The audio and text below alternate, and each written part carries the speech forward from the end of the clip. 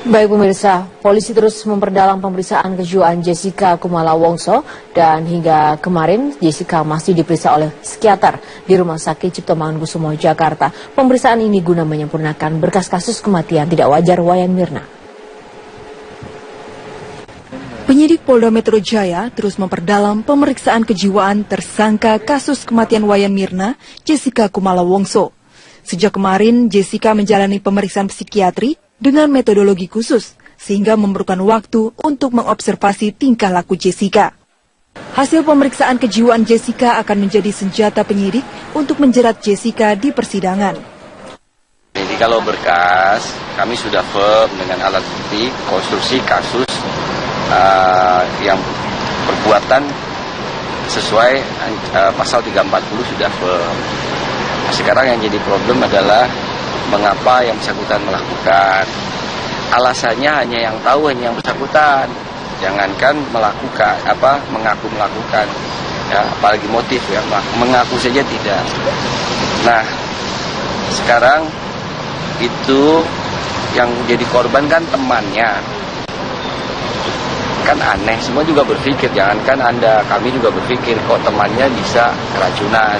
Dengan perbuatan yang kami temukan diduga dilakukan oleh yang bersangkutan. Pemeriksaan kejiwaan Jessica dinilai kuasa hukum Jessica Yudi Wibowo dipaksakan karena Jessica saat ini tengah sakit. Yudi mengakui Jessica sudah menjalani 4 kali pemeriksaan psikiatri. Terus hari ini tidak sehat tapi dipaksakan untuk periksa psikiater. Ini sudah keempat kalinya. 4 kali psikiater. Iya. Oh, jadi termasuk dipaksakan ini? Iya. Oh. Psikiater yang lalu gimana? Tahu saya. Kok bisa 4 kali psikotes? Ya, nyatanya begitu. Saya nggak berani ngomong karena saya nggak lihat hasilnya. Oh. BAP saja saya nggak dikasih sampai hari ini. BAP itu nggak diperkuat dulu? CCTV. Tidak pernah tunjukkan pada saya. Oh. Tapi waktu konstruksi versi polisi itu Jessica disuruh melakukan rekonstruksi versi polisi, saya tolak. Ibarat orang main film nggak lihat skenario-nya, suruh main, kan itu pengakuan kan. Penyidik Polda Metro Jaya menargetkan penyerahan berkas kasus kematian Wayan Mirna akan dilakukan pada pekan depan. Sementara penyidik juga telah mengantongi sejumlah bukti kuat untuk menjerat Jessica di persidangan dengan pasal 340 tentang pembunuhan berencana. Tim Liputan Metro TV. Kita ke kasus lainnya, pemirsa. Tersangka kasus pembunuhan Mirna Salihin, Jessica Kumala Wongso menjalani pemeriksaan kejiwaan di Rumah Sakit Cipto Mangunkusumo, Jakarta Pusat. Pengacara Jessica mengaku pemeriksaan kejiwaan tersebut yang keempat kalinya. Ini sebagai tersangka. Sejak Kamis pagi hingga malam, Jessica Kumala Wongso tersangka kasus pembunuh Mirna Salihin masih berada di ruang poli kejiwaan RSCM Jakarta Pusat. Jessica dirawat ke ruang poli kejiwaan oleh tim penyidik Direktorat Reskrim Polda Metro Jaya untuk kembali menjalani pemeriksaan kejiwaan. Menurut tim kuasa hukum yang mendampingi Jessica, pemeriksaan kejiwaan tersebut merupakan yang keempat kalinya. Tim kuasa hukum meminta agar dokter RSCM menunda pemeriksaan kejiwaan Jessica. Selain ditemani tim pengacaranya, Ibunda Jessica juga hadir di polites kejiwaan RSCM. Ibunda Jessica enggan berkomentar saat ditanya awak media terkait dengan kedatangannya tersebut.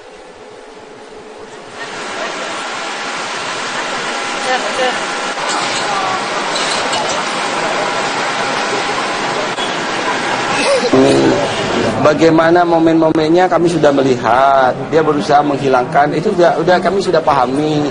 Nah, tapi kan kami pembuktiannya harus secara hati-hati dan sudah alat bukti cukup. Kenapa ditahan? Sederhana, memenuhi alasan objektif, ya, unsur-unsur pasalnya cukup. Kemudian kami khawatir yang bersangkutan melarikan diri, menghilangkan barang bukti dan mengulangi perbuatan. Itu saja alasannya. Menjalani pemeriksaan kejiwaan di Rumah Sakit Cipto Mangunkusumo guna melengkapi dokumen kejiwaan tersangka. Polda Metro Jaya juga meminta perpanjangan masa penahanan Jessica untuk melengkapi berkas yang akan diajukan ke Jaksa Penuntut Umum.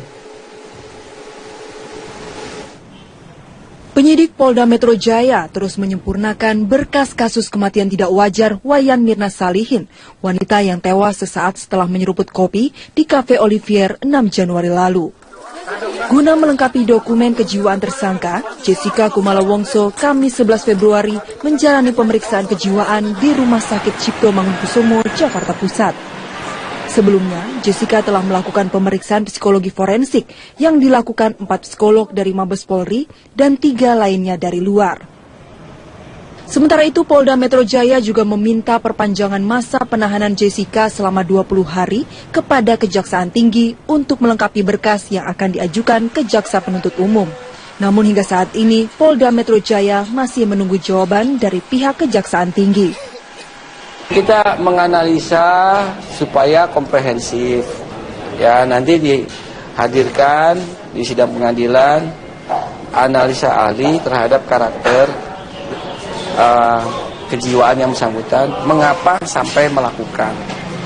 Ya, jadi ini bukan kaitan dengan pembuktian perbuatannya. Kalau pasal 340 KUHP bunyinya adalah barang siapa dengan berencana menghilangkan nyawa orang lain, ya, maka dapat dipidana.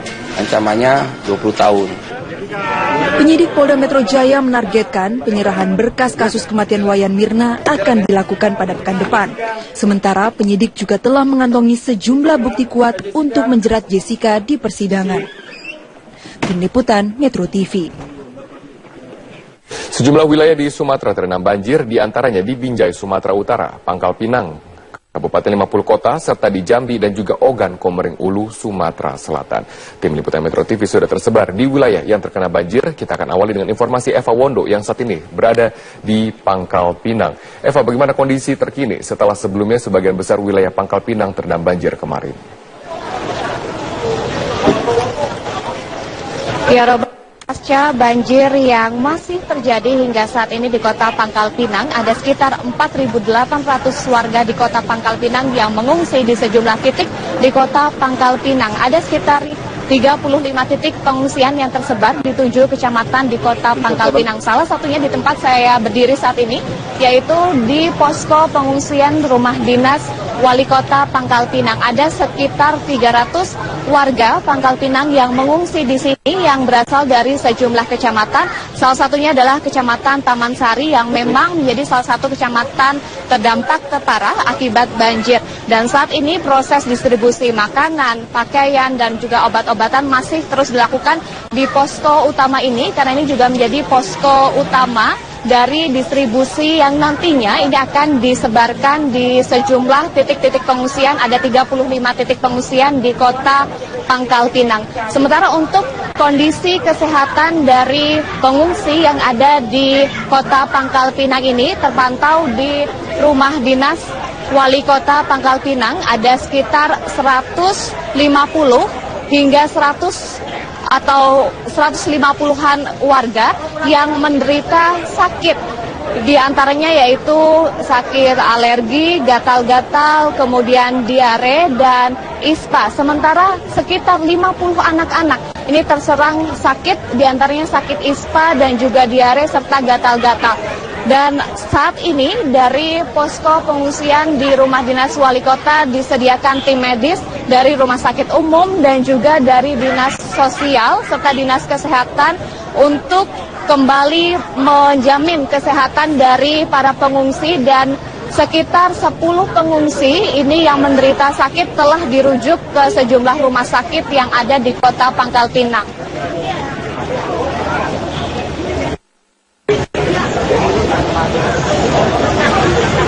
Baik, terima kasih Eva Wondo. Saat ini warga membutuhkan bantuan sanitasi dan juga kesehatan. Kita beralih ke informasi dari rekan kami, Wilson Purba yang berada di Medan untuk melaporkan informasi mengenai banjir yang terjadi di Binjai dan juga di Kepulauan Riau. Wilson, bagaimana kondisi banjir terkini dari sana?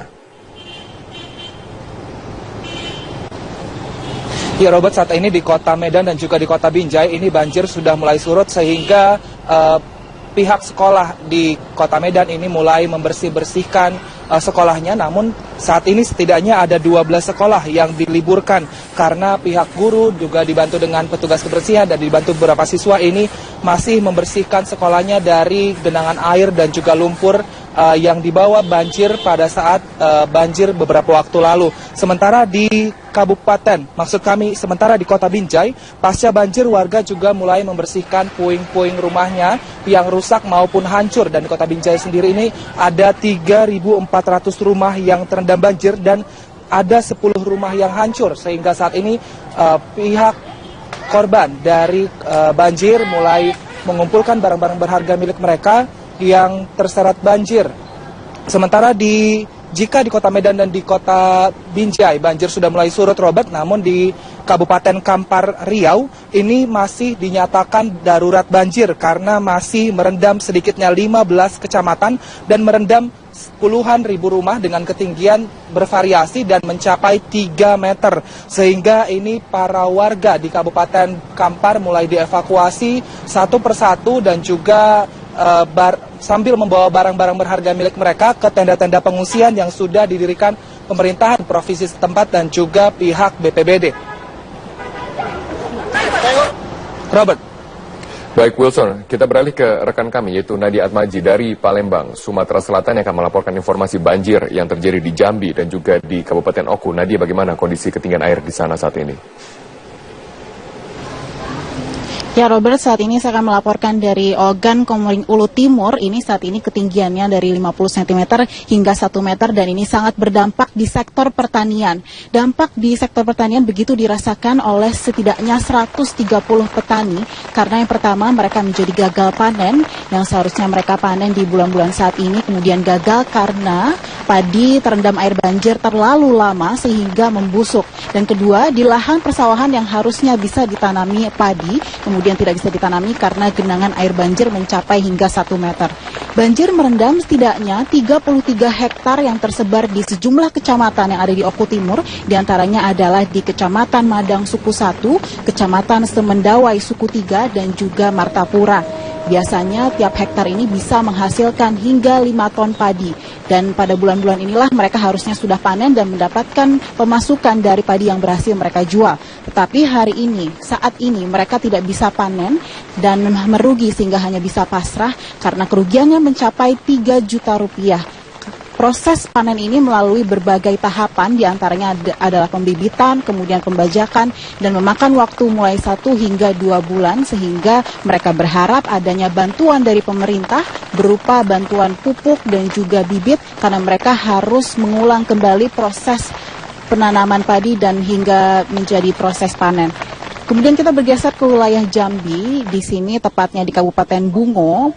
Saat ini sudah surut keadaan banjirnya, tetapi dampak masih dirasakan di aktivitas sekolah karena 2 sekolah yang ada di Desa Baru Pelepat ini harus menunda aktivitas sekolah. Saat ini 350 siswa yang ada di 2 sekolah ini berasal dari Desa Batu Kerbau, Desa Baru Pelepat, Desa Rantel dan juga Balai Jaya. Ini terjadi banjir dalam beberapa hari terakhir tetapi saat ini sudah surut. Tetapi karena kondisi sekolah yang porak-poranda, kemudian sarana dan prasarana yang kotor karena lumpur yang dibawa oleh air banjir, membuat sekolah meliburkan diri sejak hari Minggu kemarin dan belum ada aktivitas sekolah yang berlangsung karena keadaan sekolah, dan para warga bersama dengan anak-anak mereka ini fokus untuk membersihkan keadaan rumah mereka yang saat ini begitu mengenaskan sehingga belum ada aktivitas sekolah hingga saat ini.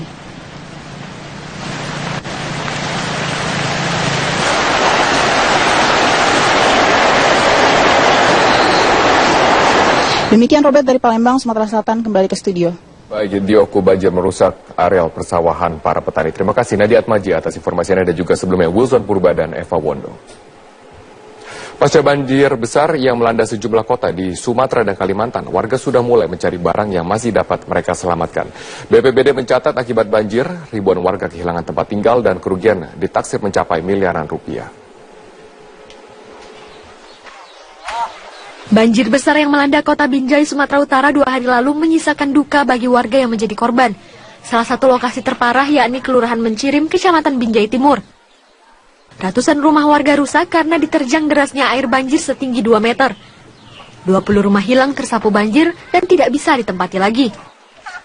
BPBD Kota Binjai mencatat sedikitnya 3.400 rumah warga terendam banjir. Hingga kini, BPBD masih mencatat total kerugian warga. Sementara BPBD Kabupaten 50 Kota Sumatera Barat masih melakukan pendataan total rumah dan kerugian akibat bencana banjir dan tanah longsor karena luasnya wilayah dan akses jalan yang sulit. Selain itu, putusnya akses komunikasi dan padamnya listrik di sejumlah titik juga menjadi kendala bagi Pemda dan BPBD untuk menjangkau lokasi 11 kecamatan terparah yang terkena banjir. Setidaknya ribuan hektar lahan sawah warga siap panen menjadi rusak dan ribuan kepala keluarga terpaksa diungsikan.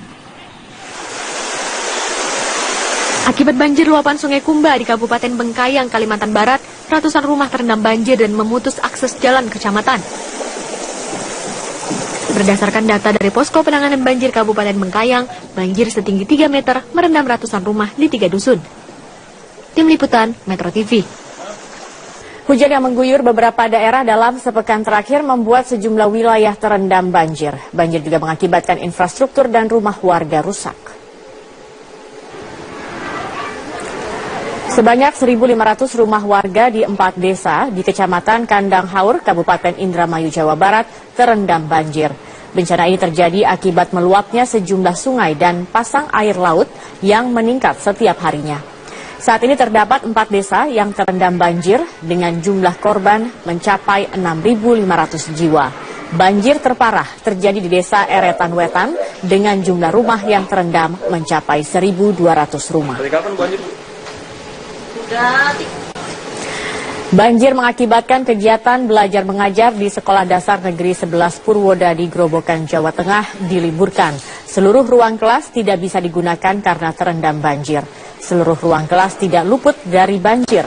Para siswa yang sempat datang untuk belajar terpaksa dipulangkan karena ketinggian air mencapai 50 cm. Pihak sekolah memutuskan untuk memulangkan para siswa karena kondisi kelas tidak memungkinkan untuk digunakan. Sementara itu, debit air di hulu Sungai Brantas di Mojokerto, Jawa Timur terus meningkat dalam beberapa hari terakhir. Peningkatan tersebut dikhawatirkan akan berdampak pada banjir hebat, mengingat sejumlah kawasan di Mojokerto sudah terendam banjir. Kondisi ini disebabkan tingginya curah hujan dalam beberapa hari terakhir yang mengguyur kawasan di sekitar Mojokerto dan wilayah hulu Sungai Brantas lainnya di Jombang, Kediri, dan Malang.